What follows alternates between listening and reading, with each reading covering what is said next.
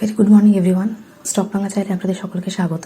আজকে 11 ফেব্রুয়ারি 2025-এ নিফটির নিচের দিকে যে সাপোর্ট লেভেলটা রয়েছে 23,320, আর উপরের দিকে রেজিস্ট্যান্স রয়েছে 23,450-এ। এছাড়া আমরা অপশান চেন দেখলে 23,500-তে সবথেকে বেশি কল রাইটিং, 23,300-তে সবথেকে বেশি পুট রাইটিং দেখতে পাচ্ছি। ব্যাংক নিফটির ক্ষেত্রে 49,900 লেভেলটা সাপোর্ট হিসেবে কাজ করছে।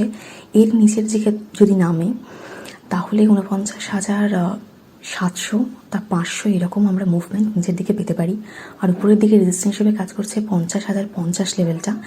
এর ওপরে উঠলে তবেই কিছুটা বুলিশ মুভমেন্ট পাওয়ার সম্ভাবনা আছে। সেন্সেক্সের ক্ষেত্রে নিচের দিকে যে সাপোর্ট লেভেলটা 77,200-তে রয়েছে, আর উপরের দিকে রেজিস্ট্যান্স রয়েছে 77,450 লেভেলটাতে। এছাড়া আগের দিন আমরা যে নিউজটা দেখলাম, ট্রাম্প 25% ট্যারিফ স্টিল আর অ্যালুমিনিয়াম ইম্পোর্ট ডিউটি লাগাচ্ছেন।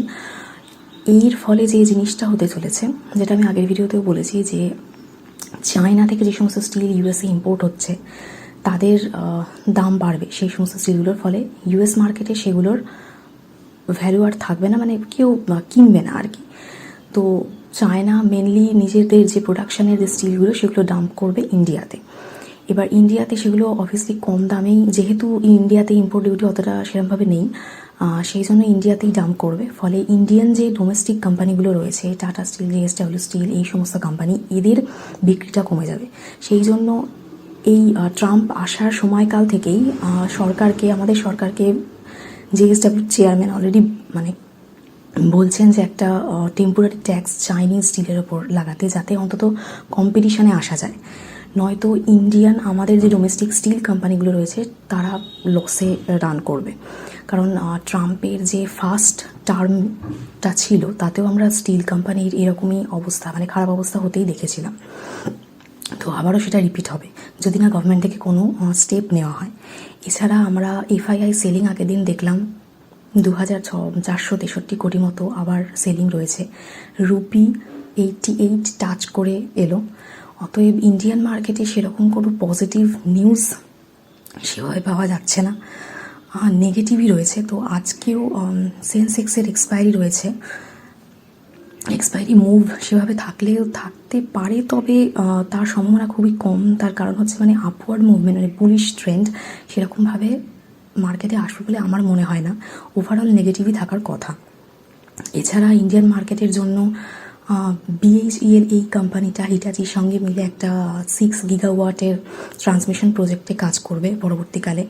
এছাড়া মহারাষ্ট্র থেকেও 8,000 কোটির প্রজেক্ট একটি পেয়েছে। এছাড়া আমরা যে কভার সিস্টেম দেখছি ট্রেনের, সেই অর্ডার পেয়েছে ইরকন আর আরভিএনএল, এই দুটো কোম্পানি। বরুণ বেভারেজকে আগের দিন আমরা রেভিনিউ ওদের জাম্প হয়েছে 39.78%। এছাড়া আমরা যে তিলকনগর ইন্ডাস্ট্রি, এইটাকে আগের দিন লোয়ার সার্কিট এই কোম্পানিটা লেগেছিল।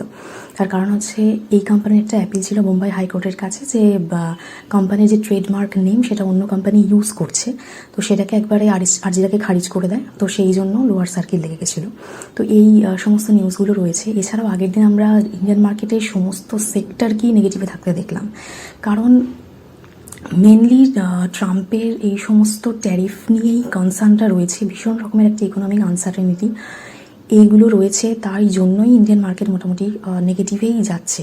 যদিও এই জন্যই কালকে বলেছিলাম যে দিল্লি ইলেকশন পজিটিভ হলেও রেজাল্ট, কারণ সেন্ট্রালে যে গভর্নমেন্ট রয়েছে দিল্লিতেও সেই গভর্নমেন্ট এলো, এটা একটা মার্কেট খুব পজিটিভভাবেই নেয় এই জিনিসটাকে। কিন্তু সেটা নিলেও যেহেতু আলটিমেটলি বাকি সমস্ত জিনিসগুলো এত নেগেটিভিটি, তাই জন্য মার্কেট সবেতেই প্রায় নেগেটিভ রিয়াকশানই দিচ্ছে। এরপরে নিউ ইনকাম ট্যাক্স বিল, এটা যে ইন্ট্রোডিউস হবে এখনও পর্যন্ত হয়নি, সেইটা নিয়ে একটা কনসার্ন রয়েছে মার্কেটে। দেখা যাক কী নিউ সমস্ত রেগুলেশন আমরা দেখতে পাই সেটার উপরে। এছাড়া আমাদের 13 ফেব্রুয়ারি যে মিটিং রয়েছে মোদিজি অ্যান্ড ট্রাম্পের, সেইখানে কি হয় সেটা দেখার থাকবে। এছাড়া আজকে অথবা কালকে ট্রাম্প রেসিপ্রোকাল ট্যারিফ যেটার ব্যাপারে বলছিলেন সেই নিয়ে একটা ঘোষণা থাকবে। তো এইখানে কিছু দেশকে উনি ছাড় দেবেন বলেছেন, এবং ইন্ডিয়া চেষ্টা করছে অবভিয়াসলি এই ছাড়ের মধ্যে যাতে ইন্ডিয়ার নামটা আসে। তো ট্রাম্পকে সন্তুষ্ট করারই চেষ্টা চলছে। এরপর মিটিংয়ের পরেও দেখা যাবে যে যদি আমাদের আরও কিছু ইম্পোর্ট ডিউটি, ইউএস থেকে যে সমস্ত জিনিসগুলো ইম্পোর্ট হচ্ছে তাতে যদি ইম্পোর্ট ডিউটি আরও কিছু কমাতে হয়, সেইখানে সেটার ব্যাপারেও গভর্নমেন্ট দেখবে আর কি। তো অবভিয়াসলি আমাদের লস হবে, কিন্তু সেটাকে মেনে নিয়েও আমাদের ট্রাম্পকে সন্তুষ্ট করতে হবে, যাতে সেই রকম বড় কোনো ট্যারিফ যাতে আমাদের ওপর না পড়ে, কারণ সেইটা আমাদের জন্য আরও বেশি খারাপ হবে তাহলে। এছাড়া এফআইআই সেলিং কন্টিনিউ রয়েছে, সেই জন্য তো মার্কেট নেগেটিভ রয়েছে। এফআইআই কবে যে সেলিং আর কি ছাড়বেন, আসলে মার্কেটে আমাদের যেহেতু ইন্ডিয়ান রুপি অল টাইম লোতে রয়েছে, সেই জন্য ওদের যে প্রফিট হচ্ছে সেই প্রফিটটা অত্যন্ত কম, কারণ সেটা তো কনভার্ট হবে ডলারে, যখন কনভার্ট হচ্ছে প্রফিটটা সেটা কম হচ্ছে। তাহলে সেইখানে প্রফিট যদি কম হয়, ওনারা কেন এই মার্কেটে আর কি নিবেশ করতে চাইবেন? এছাড়াও আমাদের যে লং টার্ম ক্যাপিটাল গেন, যেটা আমাদের যে ডোমেস্টিক ইনভেস্টার তাদের জন্য যে 12.5%, এটা শুধু আমাদের জন্যই ছিল।